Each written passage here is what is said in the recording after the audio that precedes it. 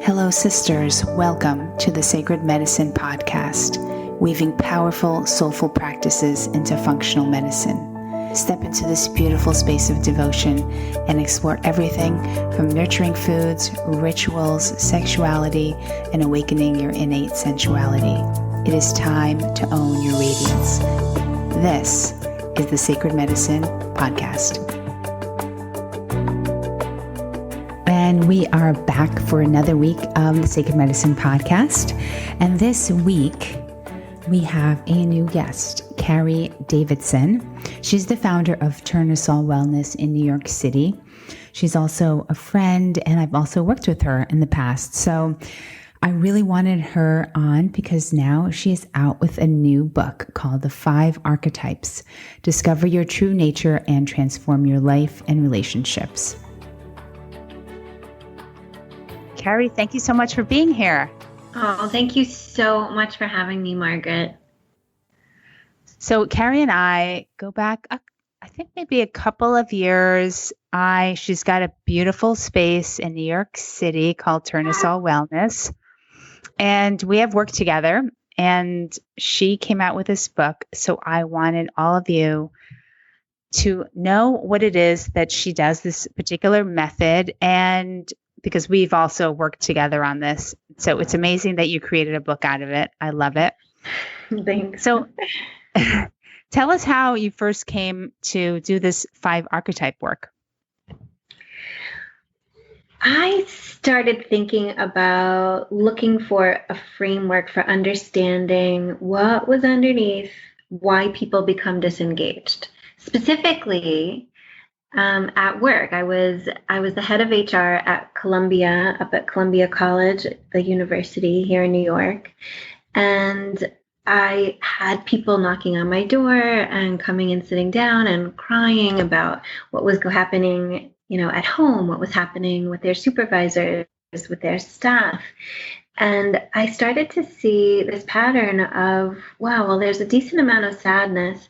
And it was correlating also to disengagement at work, absenteeism, people just really not happy.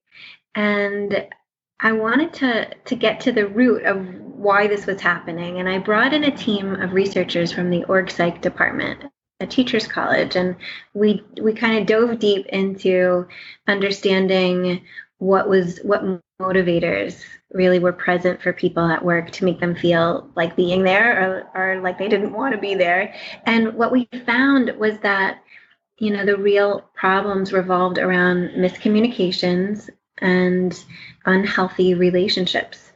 And in that, what really the core of this was when our key needs and values aren't met, we start to feel unpleasant emotions, and we'll go into fixed mindset thinking. So we'll dig our heels in, and we will start to blame others or feel like we're victims, and we'll then just close down to communication and growth and relationships. And what kind of office, or any relationship for that matter, can really flourish if you're closed down? And so here I was at Columbia, and it was my job to really create systems that made people want to feel good at work. And I started to dive into organizational training and development, but everything was one size fits all. And while I felt really proud of what I was able to bring to the table, I could see some people nodding off or not really into it. Right. It is like 3 people loved it, but that's all we had, and that's all I really knew. And I ended up moving from there. I went over to the hospital, Columbia Presbyterian Hospital, running a nonprofit for at-risk youth. And while I was there, I really got a sense of our medical model and started to feel like, this whole idea of feeling happy and engaged in our lives should be part of our medical model. And I got a lot of eye rolls for that one. And I started to dive into this holistic medicine. What's holistic medicine? And ancient practices and Eastern medicine. And I found these ancient systems that were like these frameworks for how to live a good life in things like Ayurveda and in Chinese medicine and in Tibetan medicine. But in Chinese medicine, I found these 5 elements that are the seat of a lot of how Chinese medicine doctors practice acupuncture now, but they also correspond to behaviors. They correspond to, what the sources are for us for understanding our strengths and our challenges, our fears, our motivations, what we're addicted to, what we can and can't tolerate, and really at the core of how we transform through change when we feel discomfort. And I thought, this is freaking brilliant. This is going to help every company do better. And this is going to help couples do better. And it's going to help us deal with pain, with emotional pain, with, Right.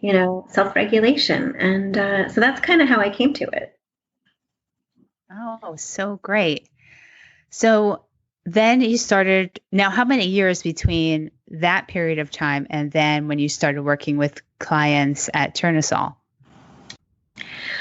I would say there were about 3 years in between. Once I left Columbia, I was running another nonprofit that taught mindfulness meditation for self-healing, which was still, in the ballpark of this kind of work. And I still felt like, you know what? It's so funny. I personally am not a good meditator. And I'm thinking, this stuff wouldn't work for me. Right. Even though it's really good and there's a ton of science behind it. Like, what would work for me? And, it just couldn't be one size fits all. It just couldn't. And that's, I started my own center. I started Turnusol after I was working for that nonprofit because I wanted there to be something for me too. Right. It was all very selfish. But the 5 archetypes is a system that's highly personalized because we all actually do grow in different ways and we heal in different ways.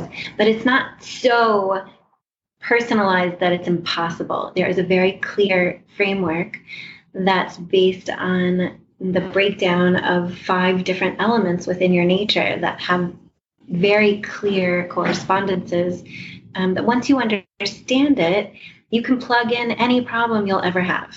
And you can solve for it in a very calm, comforting way rather than tossed about by the circumstances of everyone else's feelings and wishes.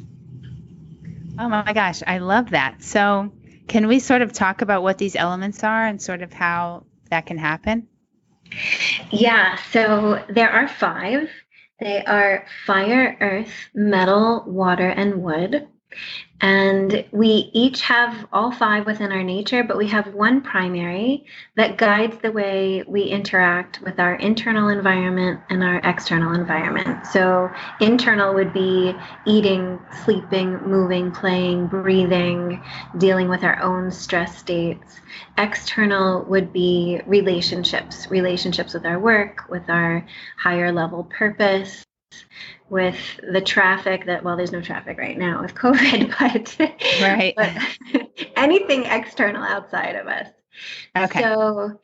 So each of us usually has one primary, and I'll give you the characteristics of each of these primaries. Okay. So fire people are eternal optimists. They bring joy and hope to the world. They see the glass half full. They think sad equals bad. They are always around to cheer us up and inspire us to be our best. And fire people, their biggest fears revolve around loss of love or loss of connection. And when we feel our fear, it usually manifests as panic and anxiety. And we tend towards burnout because we crave stimulation. We don't like to be bored. Because I guess I gave myself away on fire. Then we have earth people. Earth people are caregivers, are nurturers. They are team players. They need to be needed. They think needs are bad. They don't like, asking for their own needs to be met. Their fears revolve around abandonment And when their fears are triggered, they tend to go into overwhelm and worry and obsessive thinking, usually around fitting in. And then we have metal. Metal people are architects and designers. Metal people they create beauty in the world. They design with details. They're highly critical of themselves and others. They adhere to very high standards and expect others to adhere to them as well. Metal people, their biggest fears revolve around making a mistake or being wrong. And when they feel fearful, they tend to over-focus on details. They will focus on what's wrong rather than what's right. And then you have water. Water people, their gift to the world is peace and quiet. They are gentle. They are philosophers and dreamers and poets. Water people crave knowledge. Their fears revolve around becoming obsolete, not mattering, or in making the wrong choice. Under stress, they over-isolate. They like to be alone in the first place. They can get addicted to thinking, but under stress, they will over-isolate and not share at all, and they tend towards depression. Then you have wood people. Wood people are risk takers. They are trailblazers. They are entrepreneurs. They learn by doing. They will try anything. They think no just means maybe not this way, but I'll try it that way. Their biggest fears revolve around confinement, and they tend to get angry when they feel fearful. So they go into anger and frustration. Wow. So this is the 5. Yeah. Oh, wait, hold on. 1, 2, 3, 4, 5. Okay. I thought there was air somewhere, but no air. Okay. So let's say, someone has to take, there's a quiz. Is that how this works? Yeah, so there's a quiz on my website. You can take it online at 5archetypes.com, but there's also a quiz in the book. So for people who have the book, they can fill out the quiz inside, and you'll get results that show a percentage of each of the 5 within your nature. So you could have anywhere between 0 and 100% of any of them. And so they don't, sometimes people ask me do they equal, do they come out and equal 100? Together, they don't. Each one individually could be 100. And usually you have one that's primary. Every once in a while, I'll have someone who has a tie. It's not that common. But you'll see you have a primary, you have a secondary, and then you have 2 that fall kind of in between there, and then you'll have your lowest.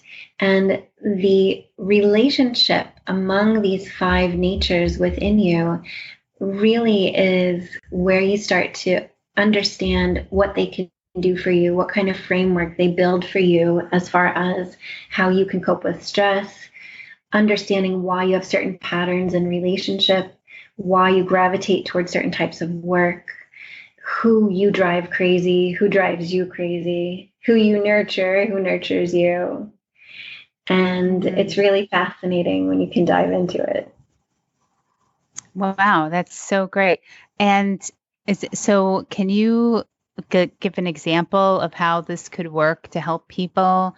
Like, if let's say they know what they mostly are, they take the quiz and they're like, oh, okay, 80% one of them, and they get that. But how does this help them with a life situation? So what happens, it's been going on for me for the past few years in my practice.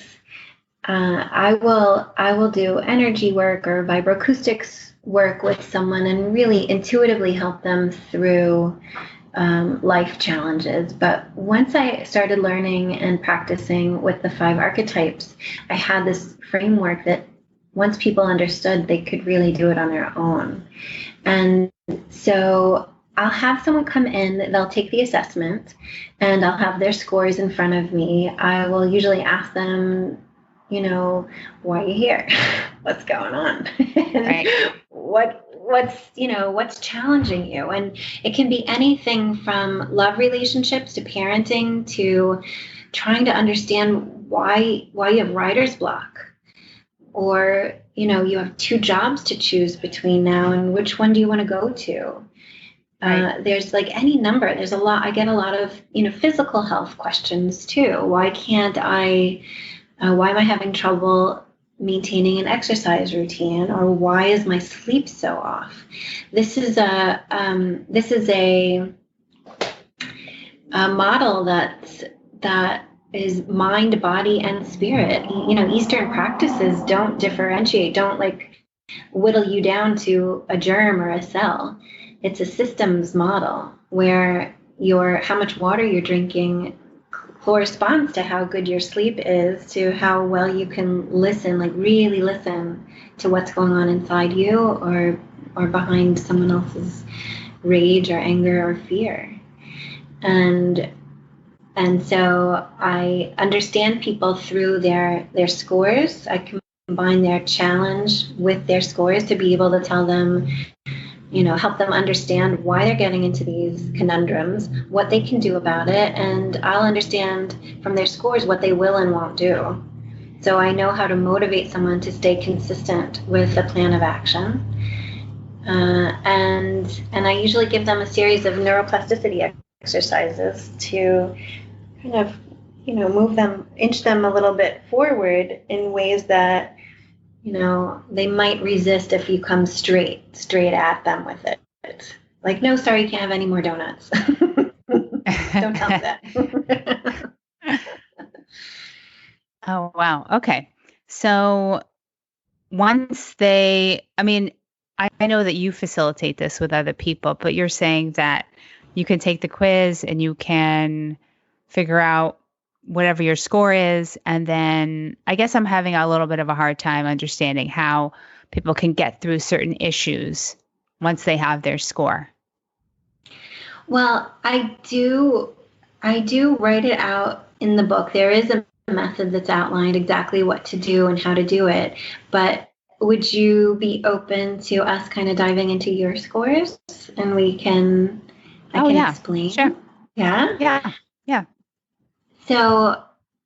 So I have your scores from last time we got together, and usually the primary does not change. Sometimes the other 4 scores will they'll fluctuate based on your life experience. So like if you went away to an ashram for a little while, your water score would probably go up, because water is about peace and quiet and reflection. If you were training for a marathon, your wood score would probably go up, because wood is about physical movement.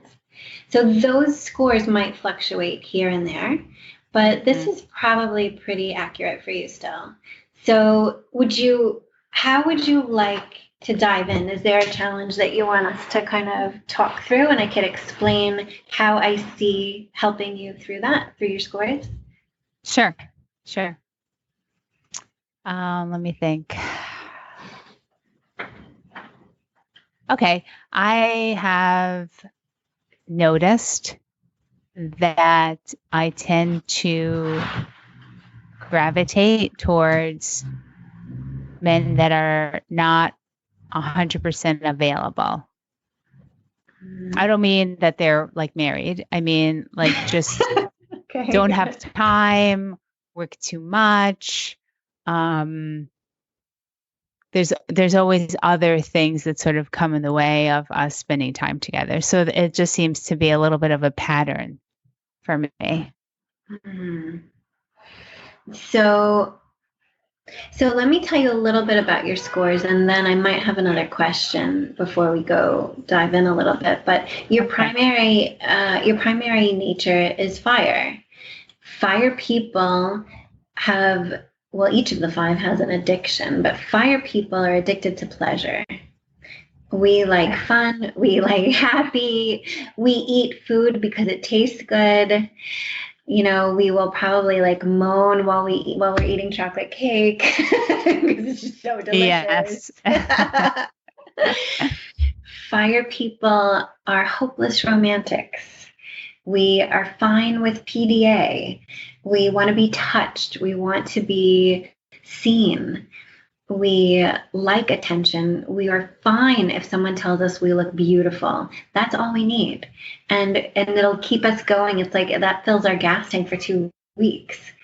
And so some might say that kind of stuff is not so deep, even though it feels like we cannot live without it. We need all those things. Each of the 5 has a very core needs that correlate to their primary.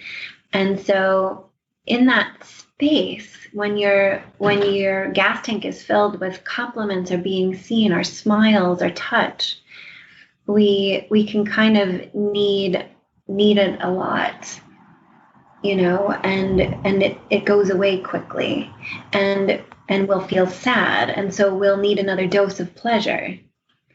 And so like it's this is right. looks and feels and sounds just like me. Yeah.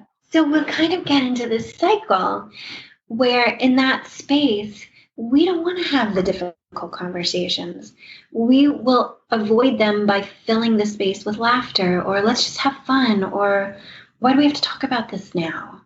There's just like that. And so, sometimes getting into those really difficult conversations where we may unearth information that is not fun and not optimistic, but necessary in order for the relationship to propel forward, we'll avoid that. And so, we may perpetuate a relationship that's really on its last legs just because we don't want to address sad feelings. We don't want to feel them. Right. And so I would say, I don't know for sure. I would have to ask you more questions about, whether you were gravitating towards men who didn't have too much time, or if you were intoxicated at the beginning. That in the very beginning, fire people are intoxicating to be around. Fire people are the people in the room that everyone wants to talk to. And so when people pay us attention, it feels like a drug. Yeah. And it just feels good. And so I wonder if the beginnings of these relationships were intoxicating. And then, fire's biggest fears revolve around loss of love or loss of connection. And so as soon as we feel like someone is going away, we cheer everything up and we're like, oh, let's going to have fun. It's going to be fun. We're going to do this. Let's have fun. Let's stay together. Let's have romance. Let's have an exciting evening, whatever it is.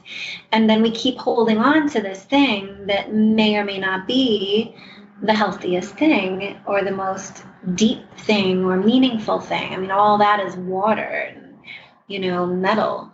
Metal is your lowest score. Metal is boundaries. Metal people have impenetrable boundaries.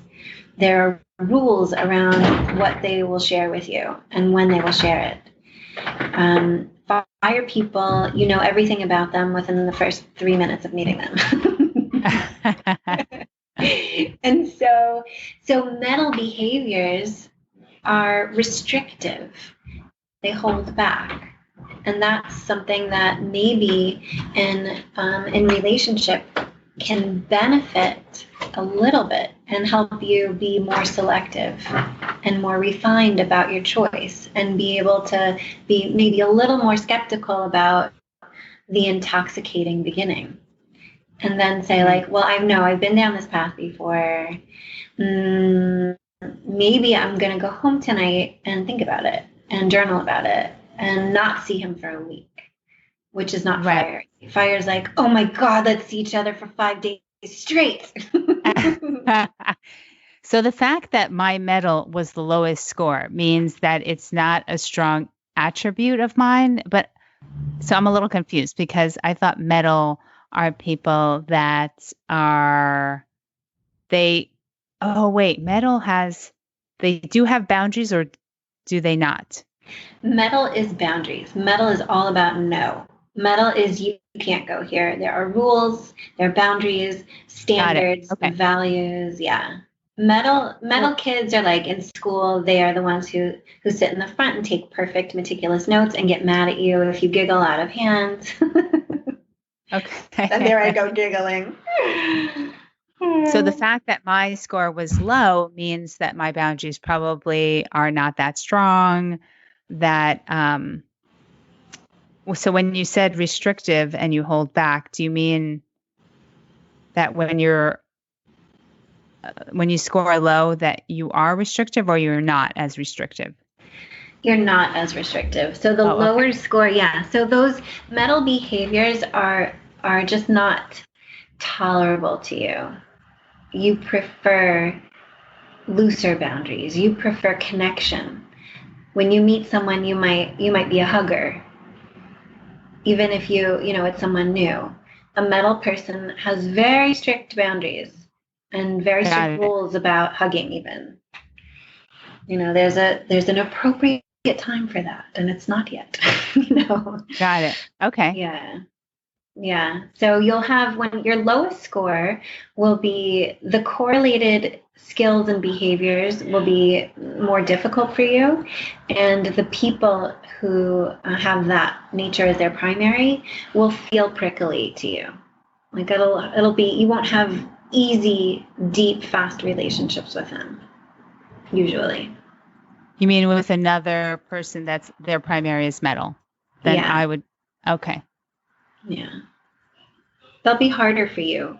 But those combinations, it's funny because we tend to avoid things that feel intolerable to us and people.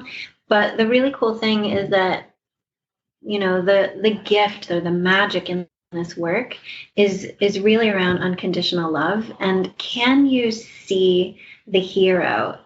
And can you be compassionate and empathetic to someone whose primary is so different from yours? So those people, even though they're all about rules and restrictions and boundaries, can you see the beauty that they bring to the table?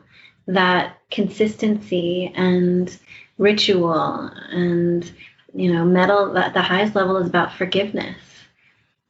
Forgiveness of self and others and gratitude. All those things are beautiful.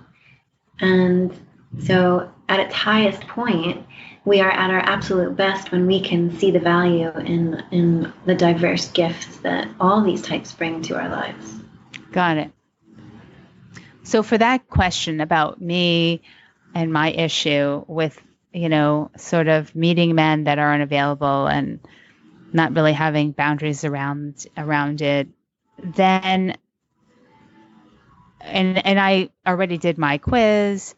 Do I need to know what his score is in order to see where he's at, kind of thing? Would that help me what would help me not choose another man that's unavailable by knowing this? Well, what I would say, the very first step, I'll answer your question about this combining scores, because that is a good question. But whenever I work with anyone having relationship questions, the number one work to start with is self-regulation under stress, is understanding who you are, understanding what it means to be a fire person with low metal. And then you start to recognize, ahead of time, you can predict your patterns. Okay.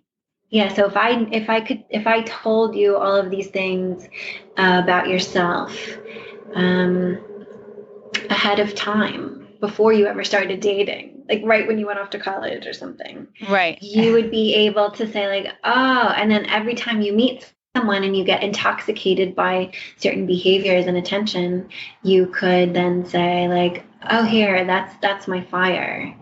I have to do these, like, I have to breathe. Right? Breathing is metal. I have to exhale and I have to go for a walk. And I have to pause. I can't make promises, and I know I can't have 2 dates in a row, like 2 nights in a row with the same guy. Because I tend to I'll get blinded. Fire people get blinded by pleasure. So Wow. once you know yourself, then you can recognize your own patterns and then make better choices. Because what happens is our brains go into these, overactive, maladaptive states where we think pleasure is the end all be all. And we devalue all these other feelings.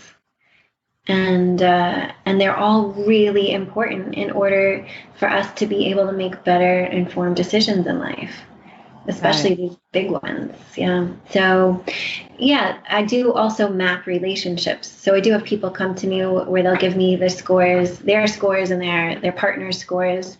And we can point out exactly what you're going to fight about, exactly what you're going to feel when you fight about that thing, exactly how you're going to push each other's buttons, and what your bridges are to connection, where your common ground lies, and how to achieve it, how to get there and stay there. Got it. Wow, that's so wonderful. I mean, you pointed this out that I'm fire and metal, and it's definitely so true. I mean, you couldn't have been more exact. So that's helpful, because now that I see this, I'm like, oh, okay. It does. It's very eye-opening for sure. And I know that when I recently ended a relationship with somebody who was unavailable during this quarantine, it just made me, I had so much time to think.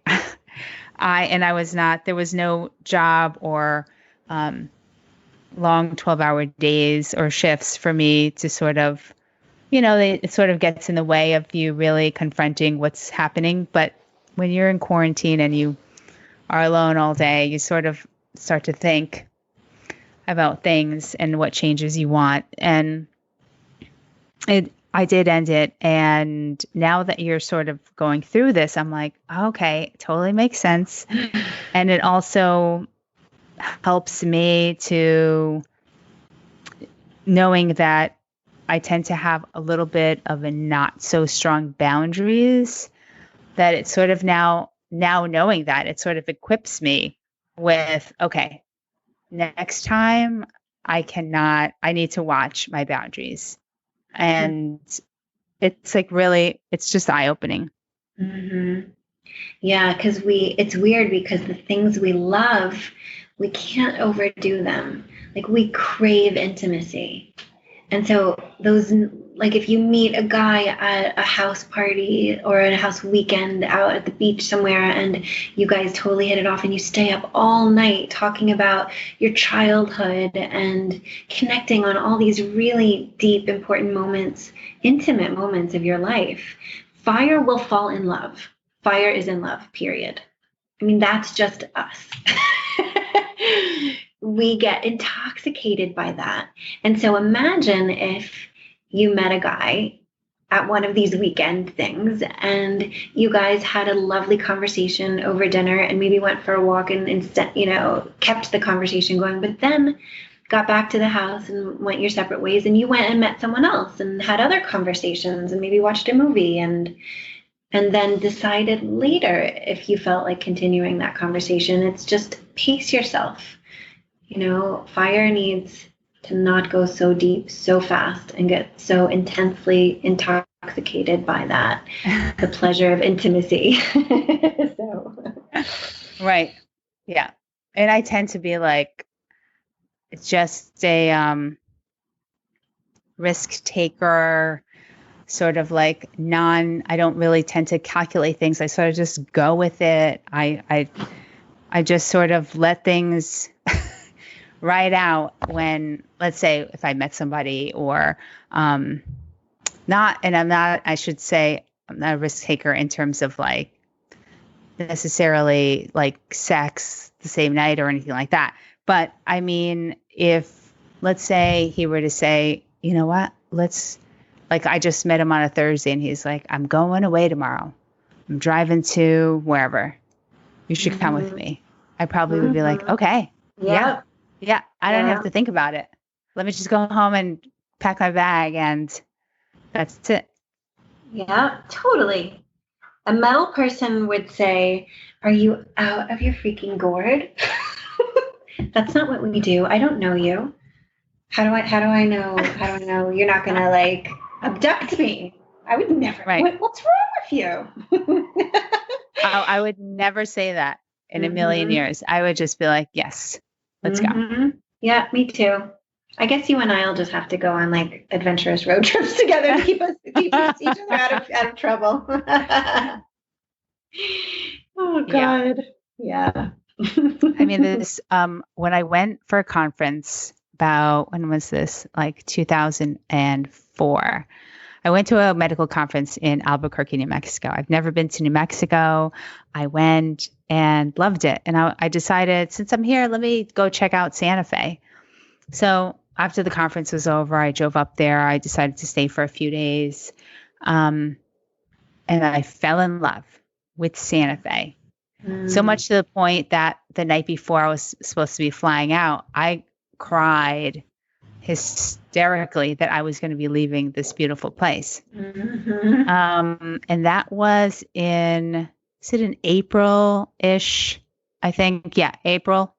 So June, I had quit my job, packed up my car with my cat, drove cross country to Santa Fe to live. I didn't know anybody. I didn't have a job. I didn't even have a place to live. But I'm like, it's all going to work out. It's all going to work out. I'm going to find a place. I'm going to find a job. What's the big deal?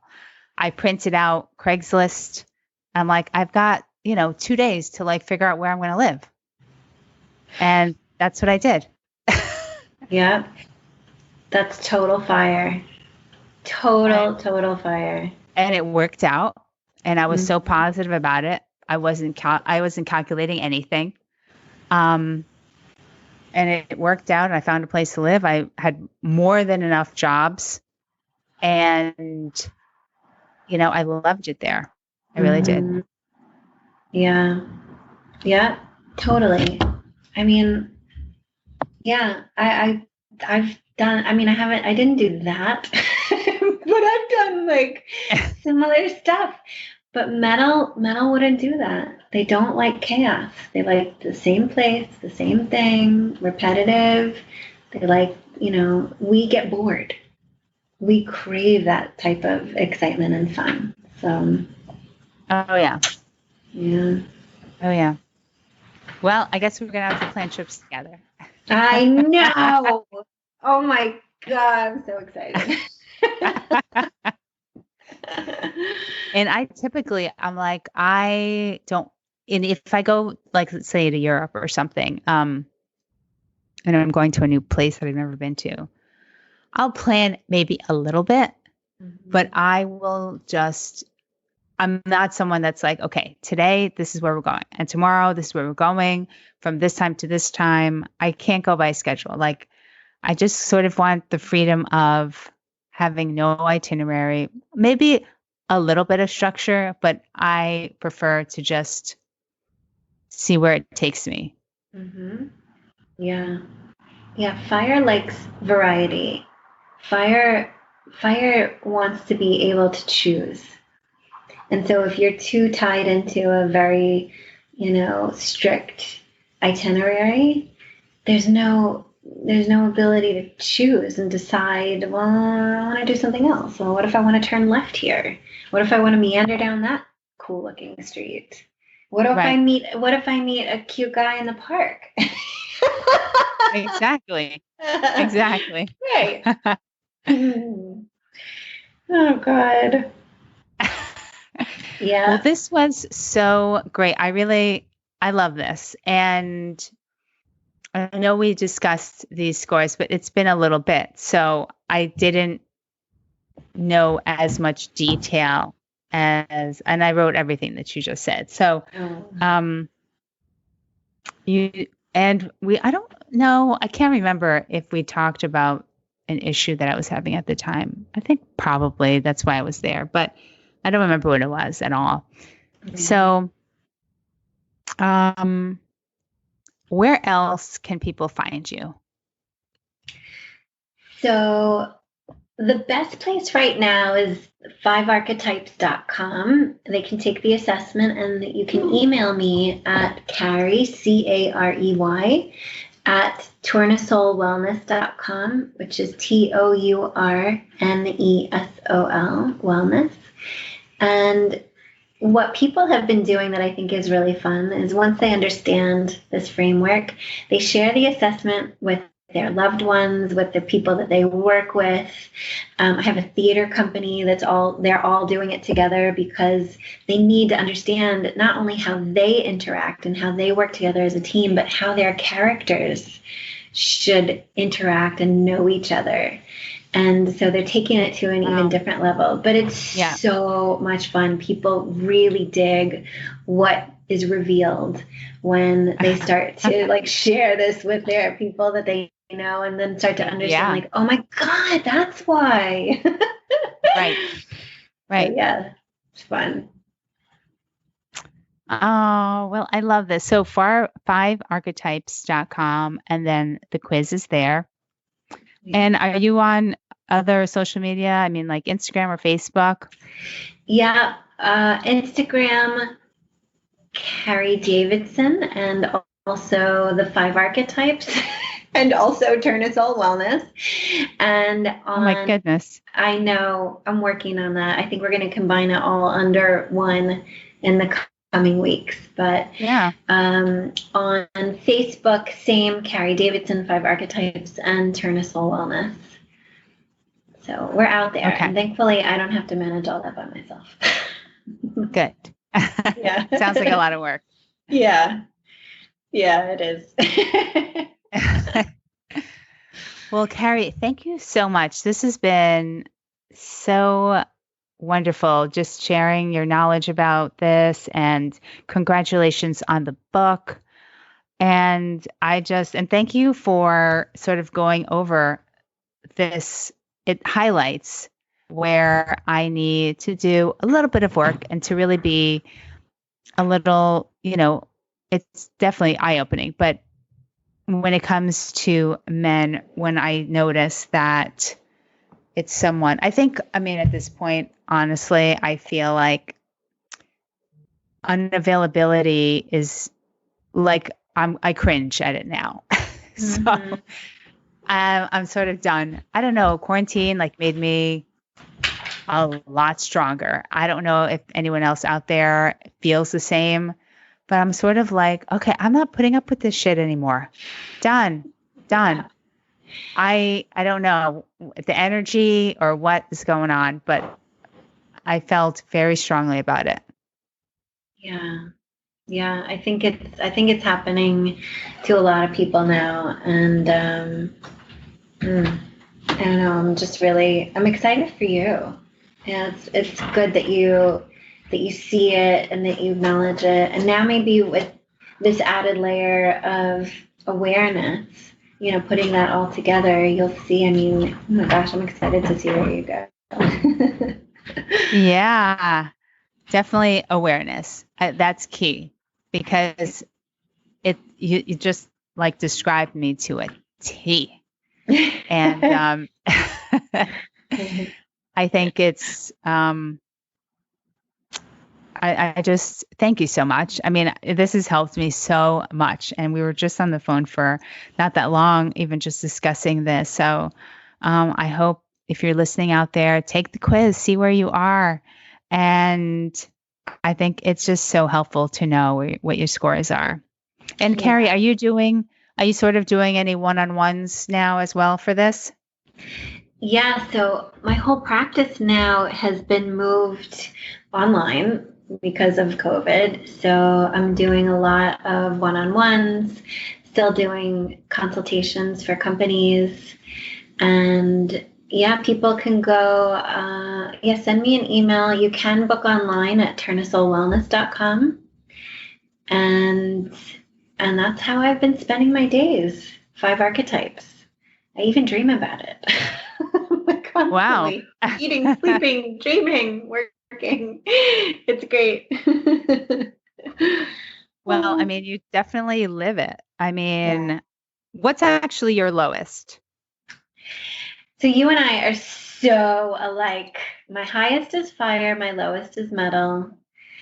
You have a lot more water than I do, a lot more. So you probably get better sleep. You can get quiet a little more often than I can. You probably appreciate the quiet more than I do. I like it every once in a while as a retreat and to recover, but I need more interaction. So, Okay. so that's Yeah, I love quiet. Yeah, I think that's kind of our biggest differentiation. But I'm the same, man. God. Oh my gosh. Yeah. I would have never thought. And do you find that your friends are sort of the same? Do you find that people are friends with the same scored kind of people? Yes, to some degree. Probably there's a high percentage of that. It's not 100% where you find that. But when I personally think about my close friends, my childhood friends, my closest ones were fiery, for sure. And the ones I had the most trouble with were metal. And wood people were hard for me too, a little bit. But now as an adult, I tend to gravitate toward people who have either a lot of water or are primary waters. Because I have such a busy work life interacting with people that when I want to chill out, I want to chill out with people who are chill, and water people are chill. I don't know. Too much fire in a room, you can burn it down. So That's like you true. and I, That's true. we could get into trouble, the two of us. This is so interesting. I mean, I think it's so great to have your friends do it too and just see. I think it can reveal so much, even stuff that you may not even know about your friends, right? Mm-hmm. Totally. It's wonderful when I know this stuff really well, but when I see someone's scores, it's always an aha moment. Always, always, always, because it's not just your primary, it's what your lowest is really telling. Yeah. It just reveals this other layer of like, okay, that makes sense. And then it helps me know how to be compassionate and how to speak to that person and ask for my needs to be met in the relationship, knowing what they'll respond to and what they won't. And yeah, it's so rich. It's so full and helpful for feeling good in life and not stressing relationships so much. It's much That's better true. way. Yeah. Oh, well, Carey, thank you so much. You're amazing. Thank you. And Thank you. I hope that people check out your book. Where can we find it? Is it everywhere in all places? Yeah, you can get it on Amazon, barnesandnoble.com. There's on my site, on the Simon and Schuster page for my book, there's like 9 different online stores listed there. But yeah, it's available everywhere, and you can, if you get the audiobook, you'll be listening to my voice for about 10 hours. So. Oh, nice. I didn't know that you had an audio. That's amazing. Okay, so have you taken the quiz yet? It was just I discovered so much about me by just knowing this and the traits of each. It was incredible. So I hope you enjoyed this conversation. And if you haven't done the quiz, head on over to the website or get the book. And if you want to learn more about Carey, head on over to margaretromero.com/episode 132. That's it for now. And I will talk to you all next week. Wherever you are in the world, I hope you are safe and healthy. Bye for now.